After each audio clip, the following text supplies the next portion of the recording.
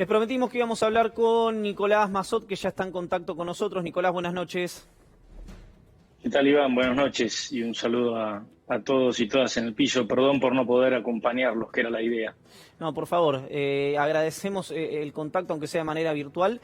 Y bueno, te tengo que preguntar, naturalmente, que es la agenda que los ha involucrado, si te has sentido interpelado, parece que indiscutiblemente, por las declaraciones del expresidente sobre que uno de los grandes errores de su gestión fue delegar en el grupo en el que estabas vos, Emilio Monzó, Rogelio Frigerio, Sebastián García de Luca, las cuestiones políticas, de acuerdos políticos. ¿Cómo lo han visto ustedes? ¿Cómo lo han recibido? Primero, permiso, déjame mandarle un saludo a todas las madres que hay en el piso y en la audiencia, que no me quería olvidar, después de tanto tiempo poder, aunque sea celebrar con los recaudos y juntarse en familia, me parece que fue importante para mucha gente. Así es. Respecto de lo que me preguntás, lo primero que nos generó fue sorpresa. La verdad es que a nosotros nos parecía, con todos los errores que podemos haber cometido, que no cabe duda que los hemos hecho. Posiblemente podríamos haber sacado algunas leyes de las que sacamos más rápido de lo que lo hicimos, o podríamos inclusive haber sancionado algunas que quedaron en el tintero, pero la verdad es que siempre lo hicimos con mucho empeño en nuestro trabajo y con todas las dificultades del contexto de ser el primer gobierno en minoría en ambas cámaras y con una minoría muy pronunciada, un 25% de los senadores, un tercio de los diputados, solo 5 de 24 gobernadores.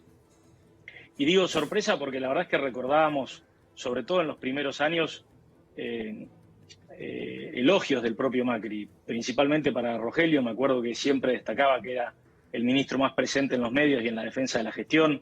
Recuerdo inclusive una anécdota allá por fines del 2017, en donde el propio presidente me llamó para pedirme que vaya a 3 programas, ya tenía agendado, me acuerdo, un domingo, en ocasión de la defensa de la reforma previsional, y me decía: solamente los veo a vos y a Rogelio en los medios. Es decir, nosotros realmente entendíamos que él estaba conforme.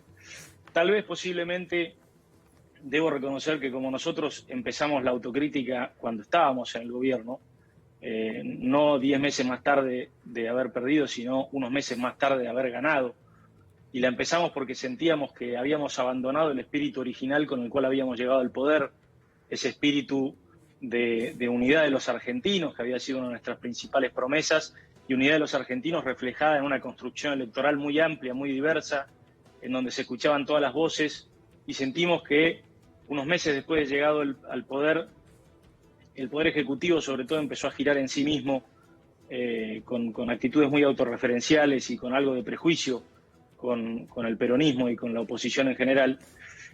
Y tal vez haya sido esa autocrítica en ese momento, que muchos consideraron inoportuna, la que nos haya costado tal vez estas declaraciones actuales. Pero como te digo, sorpresa sobre todo. Nicolás, uno recuerda, bueno, vos hacías un raconto más o menos de cuál era el vínculo con el Ejecutivo, pero también a través de los medios de comunicación algunas diferencias en las cuales justamente a ustedes se los referenciaba muchas veces de manera crítica, de quienes entendían que Juntos por el Cambio tenía que ir digamos, a un espíritu más cerrado por ahí, o más, usando palabras tuyas, más autorreferencial. Las críticas estas que le hacían al grupo de ustedes por el vínculo con el peronismo. ¿Hubo algún momento en el que ustedes hayan sugerido o acercado la propuesta de algún acuerdo con el peronismo y el Poder Ejecutivo lo haya denegado, lo haya obturado, lo haya tabicado, o no se llegó a esa instancia? Mira, creo que es conocido lo que ocurrió. Los 2 primeros años de nuestro gobierno, sobre todo el primer año y medio, creo que fueron muy importantes. En términos legislativos en especial, fue uno de los años, al menos nosotros habíamos hecho el raconto, y muchos de los periodistas que llevan años cubriendo el Congreso nos lo destacaban, que había sido uno de los años de mayor productividad legislativa que se recordara. Y si uno tiene en cuenta la profundidad y la importancia de algunas de las leyes de ese año, toma todavía más dimensión. Y eso obviamente que fue posible gracias a una gran parte del peronismo, que yo no comparto que esté secuestrado ni que sea monolítico. Creo que el peronismo fue, es y posiblemente siga siendo muy heterogéneo y muy diverso, Y fue esa heterogeneidad la que nos permitió tejer acuerdos que primero fueron muy importantes con el Frente Renovador, no solo en el Congreso Nacional, sino también en la provincia de Buenos Aires. Nosotros creemos que esa suerte de entendimiento de gobierno fue abandonado por el Poder Ejecutivo unilateralmente. Nosotros después intentamos reemplazarlo con muchos miembros de las provincias identificados con gobernadores que tenían una visión en muchos puntos similares al rumbo trazado por el gobierno de Cambiemos y que además lo venían haciendo muy bien y hace mucho tiempo en sus provincias. Eso también nos dio una gran cuota de gobernabilidad. Y además yo creo, Iván, que me parece que no se trató de un problema de delegación. Yo creo que sobre todo se trató de un problema de subestimación de la política. Y me parece que la autocrítica más importante que pudo hacer nuestro gobierno fue la nominación de Miguel Pichetto como vicepresidente, candidato a vicepresidente en el año 2019. Porque en realidad ese fue un reconocimiento urgido por los pronósticos adversos, tardío, pero importante al fin por la incorporación de una figura como la de Miguel Ángel. Un reconocimiento, decía, de que habíamos equivocado ese camino de endogamia y de autorreferencia y de pensar que el problema siempre está en el otro lado. Y creo que esto, para meterme un poco en el presente, tiene mucha actualidad, porque yo también veo reminiscencias de ese comportamiento en este gobierno.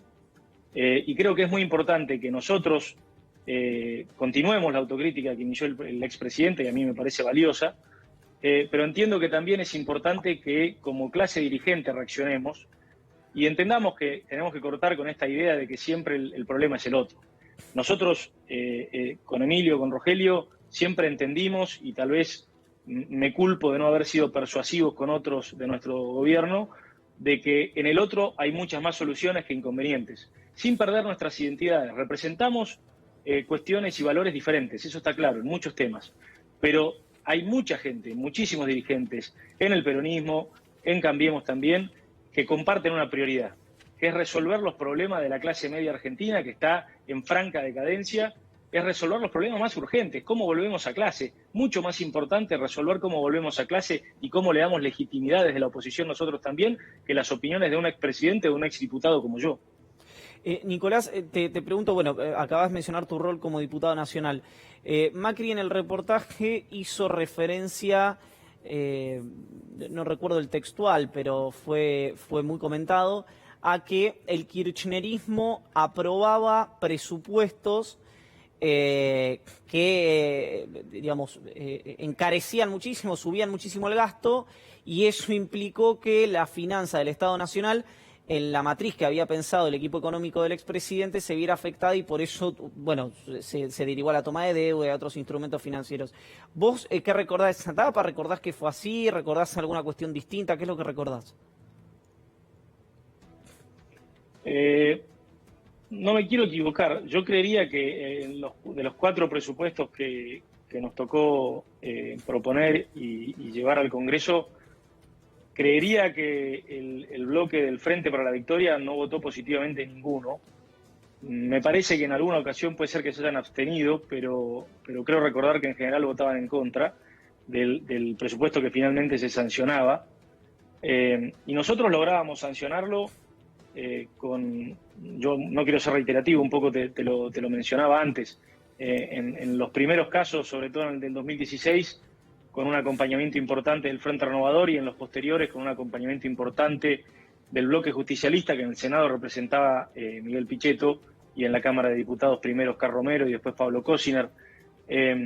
No fueron presupuestos exentos de modificaciones. En general, la dinámica que a mí me tocó vivir, el rol de la oposición de aquel momento, es decir, como digo, del bloque justicialista o del Frente Renovador, y de las pocas veces que el kirchnerismo nos acompañó en alguna ley, fue un rol constructivo. En general yo debo decir que, si bien hubieron algunos debates que parecían de alguna manera electoralistas, la mayoría de ellos fueron enriquecedores de las leyes que el Ejecutivo enviaba o que el bloque oficialista proponía.